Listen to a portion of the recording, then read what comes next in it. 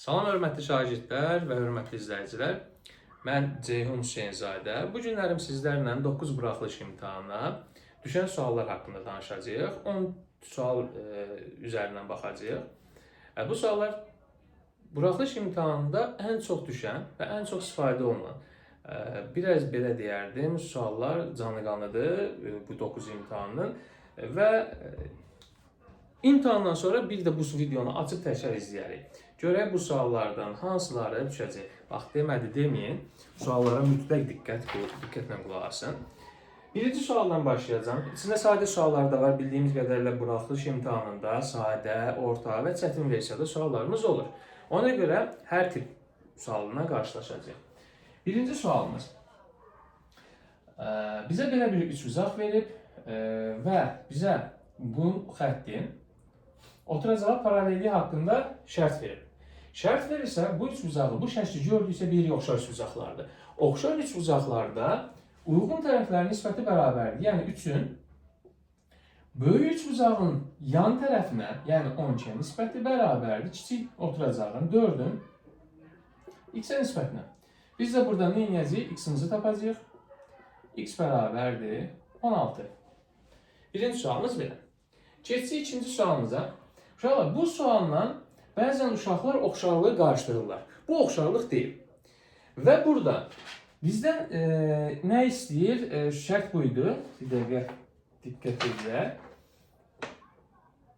S1-i bizə verib 20, bizdən S2-ni istəyir. Sual. Bəzən burada sizə S-lərin nisbətlərini də soruşa bilər və yaxud da böyük üçbucağın sahəsini soruşa bilər. Fərq eləməz təbii ki. Əsas mahiyyətini anlayaq. Bu oxşarlıq deyil. Sadəcə bu üçbucaqların sahələri nisbəti onların tərəflərin nisbətinə bərabər olur. Biz bilirdik ki, oxşar üçbucaqlarda tərəflərin nisbəti hər nədirsə, yəni burada tərəflərin nisbəti 1/4-dürsə, onun sahələrinin nisbəti 1/16 olur. Yəni kvadratik asısı olur. Amma bu misalda belə deyil.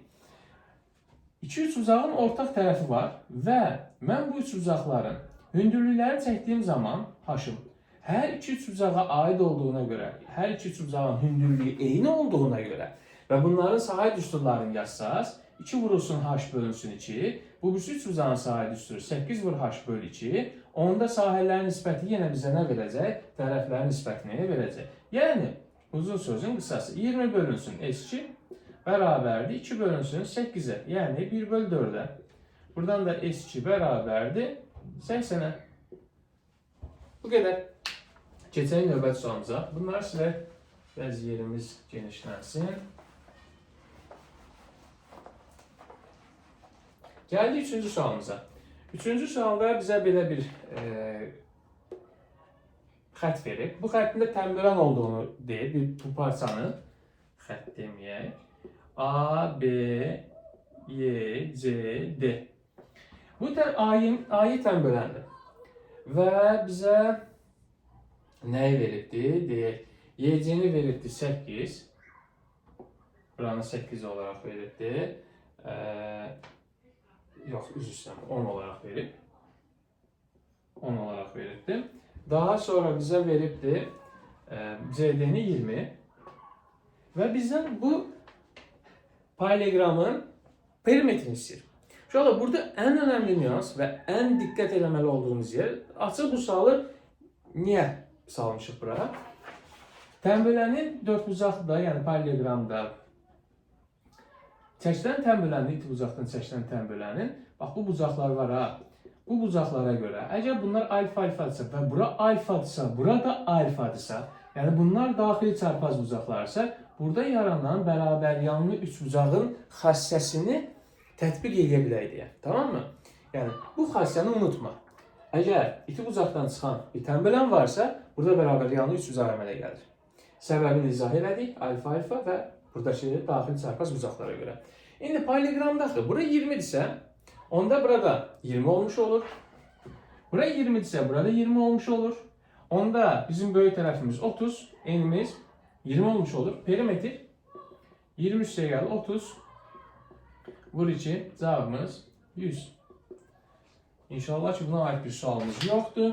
Gəldik 4-cü suala. 4-cü sualda önəmli bir xassədən söhbət gedir.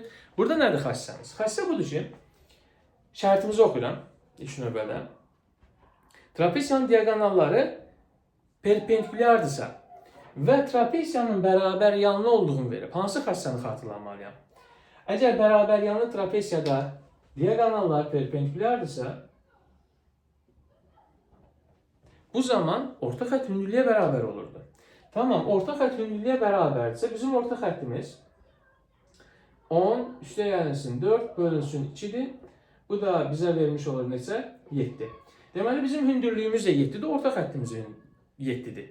O zaman sahəmiz, trapesiyanın sahə düsturu oturacaq, orta xətt vurusun hündürlüyüdür. Yəni 7 vur 7. 49. Burada da yəqin ki, bir sualımız yoxdur. Çətin sual deyil. Amma bu suallar, bu xassələr imtahanlarda görə biləcəyimiz xassələr. 5-ci sualımız. Bizə belə bir sual verib, deməli nə deyir? A-dan A düz xəttinə qədər məsafə 6-dır. Bir nöqtədən düz xəttə qədər məsafə deyəndə çəkilmiş perpendikulyar nəzərdə tutulur. B-dən A düz xəttinə qədər məsafə deyəndə burada 12-dir. AB parçasının orta nöqtəsindən bu düz xəttə qədər məsafəni soruşur x. Bu bizə trapesiyanı xatırladır. Və trapesiyanın orta xəttini istəyir bizdən. Trapesiyanın orta xəttini istəyirsə x bərabərdir 12 üstə gəl 6 bölü 2. Unutma, bu tip suallar düşür. Bunun başqa versiyalarına da səhv eləmirəmsə sınaq 2-də rast gələcəyik. 6-cı sualımız. 6-cı sualda bizə nə şərt verir? Yenə deyir ki, A, B, C, buranı da D verir. Adi tənböləndir. Üçbucağın tənböləninin xassəsi, bucaq tənböləninin xassəsi. Deməli nədir? Bura alfa, alfa idisə xassə nə idi? Bunun buna nisbəti, bunun buna nisbətinə bərabərdir. Və yaxud da bunun buna nisbəti, bunun buna nisbətinə bərabərdir. Tam ədəd alınmır burada. Rəqəmlər çünki biraz fərqli verilir. X bölünsün 21 bərabərdir 6 bölünsün 5-ə, yəni bunun buna nisbəti. Deməli, buradan da x bərabərdir 21 vurulsun 6 bölünsün 5. O deyir 126, onu da 5-ə böləndə 2 dəfə düşür 25. 25 tam 5'də 1, o da 25 onda 2. İnşallah ki düz oldu, düz oldu. Tamam, keçdik növbəti sualımıza. Növbəti sualımız çevrə ilə bağlıdır. Çevrə ilə bağlı iki xassə. Deməli, birinci xassəmiz nədən ibarətdir? Burada. Çox sadə qaydadır, primitiv qaydadır. Amma burada iki sual istəyir bizdən. Birincisi, bu x istəyir. İki vətər çəkişərsə çəkişmə nöqtəsində bölündüyü hissələrin hasilləri bir-birinə bərabər olur. Yəni 3-ün x-i hasili bərabər 4 vurulsun 9. Çox çeynənmiş sualdır. Bu da neçə edir? 36 3-ə böləndə 12. İkinci sualımız bundan ibarətdir ki, ikinci sualımız yox, o birisindədir. Tamam, keçdik. Növbəti sualımız. 8-ci sual. Bizə deyir ki, AB qövsünün üzərində bir qövs var. Şu AB qövs deyəndə həm bu tərəf nəzərdə tutulur, həm bu tərəf nəzərdə tutulur. Tamam mı? Bunun üzərində götürülmüş C nöqtəsi bu qövsü A-dan başlayaraq 1 bölü 2 nöqtəsinə bölür. Onu demək istəsəm burada, istəsəm bu tərəfdə götürərəm, fərq eləməz.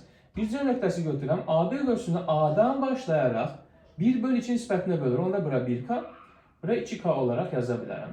Bu da diametr olduğuna görə ümumi dərəcəm 180 dərəcədir.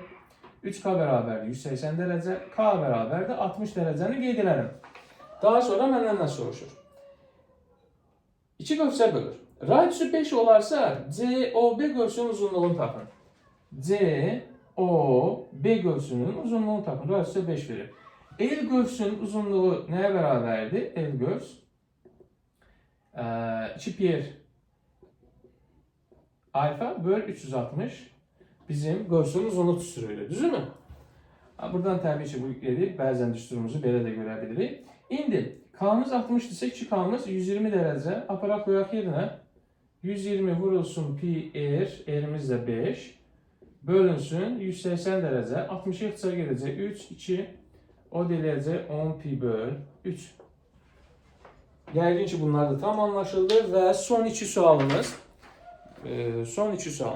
Uyğun tərəfləri paralel olan iki bucağın Mən sualda uyğun tərəfləri paralel, uyğun tərəfləri perpendikulyar sözünü eşitdimsə, gördümsə, nə edirəm? Xassəni yadıma salıram. Uyğun tərəfləri bir-birinə paralel və ya perpendikulyar olan bucaqların ya cəmləri yüksəsinə bərabər olur, ya da bir-birlərinə bərabər olurlar. Bizə deyir ki, bu iki bucağın fərqi 40-dır. Yəni alfa çıxılsın, beta bərabərdir 40-a. Tamam, bunların fərqləri 40-sa deməli bir-birlərinə bərabərdir. O zaman cəmləri 180 dərəcədir. Onda alfa üstəgəl beta bərabərdir 180 dərəcə.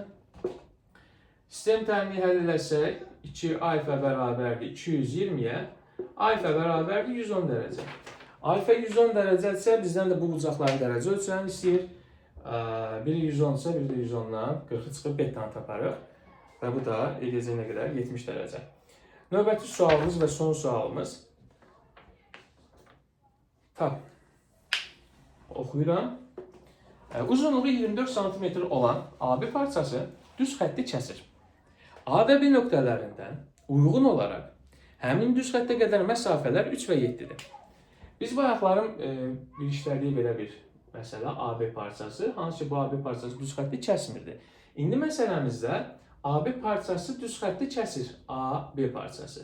A'dan bura qədər məsafə 3, buradan bura məsafə 7-dir və AB parçasının uzunluğunu verib 24. Məndən nə istəyir? AB parçasının bu düz xətt üzərində proyeksiyasını tapın. Proyeksiya dediyimiz zaman həmin parçanın uc nöqtələrindən həmin düz xəttə çəkilmiş perpendikulyarların düz xəttlə çəkmə nöqtələri arasındakı bu məsafəyə biz nə deyirik? Proyeksiya deyirik. İndi bu proyeksiyanı necə tapaq? Təbii ki, Pifagorla. Burada bir düz bucaqlı, üç bucağı əmələ gətirək. Burada düz bucaqlıda 3-dürsə burada 3-dür. Yəni, Pifagor düz bucaqlı, üç bucaqlı yan tərəfi nədir? Təbii ki, 10-dur. Hektonuzum 24-dür. Bu proyeksiyam isə, təbii ki, buradan proyeksiyamdır. Burada bir D nöqtəsi desək, AD'nin kvadratı bərabərdir 24'ün kvadratı çıxılsın 10'un kvadratı. Bu qədər bəsit. Bu da bizim son sualımız. Bu tip sualların bir hissəsində sabah paylaşacağım. Qulaq asın, hər bir imtahanı, inşallah ki bizim paylaşdığımız suallardan mütləq imtahanda yetərincə suallar görəcəyik. Təbii ki bunlar illərin təcrübəsidir. Təbii ki bunlar bizim təxminlərdir. Amma demədi deməyin, mütləq diqqətlə izləyin. Sağ olun, özünüzə yaxşı baxın. Növbəti videoda görüşənədək.